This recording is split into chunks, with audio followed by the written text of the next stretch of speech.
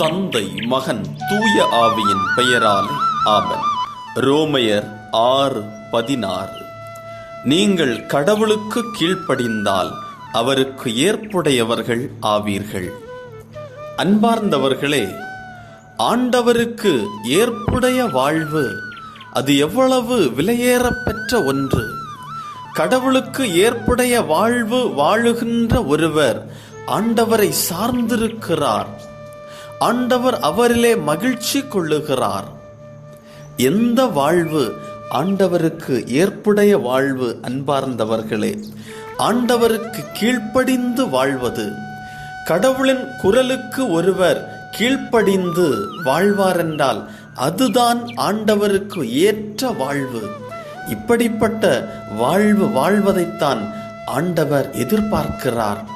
நம் எல்லோரிடமிருந்தும் அதைத்தான் எதிர்பார்க்கிறார். நாம் எல்லோரும் ஆண்டவரின் குரல் நம்முடைய காதுகளில் எட்டுகின்ற பொழுது அதை ஏற்று அதற்கு கீழ்ப்படிந்து பணிந்து நடக்கின்ற பொழுது ஆண்டவர் நன்மையான திட்டங்களை, ஆசீர்வாதமானவற்றை நம்முடைய வாழ்வில் நிகழ்த்த ஆவலாய் காத்திருக்கிறார். நம் வாழ்வை அர்ப்பணிப்போம். ஜெபம். ஆண்டவரே, என்னை உமக்கு அர்ப்பணிக்கிறேன். நான் நடக்கின்ற பாதையை உமக்கு அர்ப்பணிக்கிறேன்.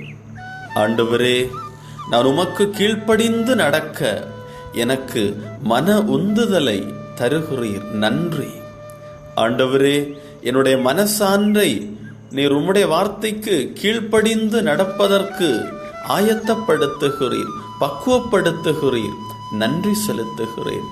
ஆண்டவரே, என்னுடைய வாழ்விலே உமக்கு ஏற்புடையவராக வாழ்வது மட்டுமே குறிக்கோளாக இருப்பதாக என் வாழ்வை உமக்கு அர்ப்பணிக்கிறேன். ஆமென்.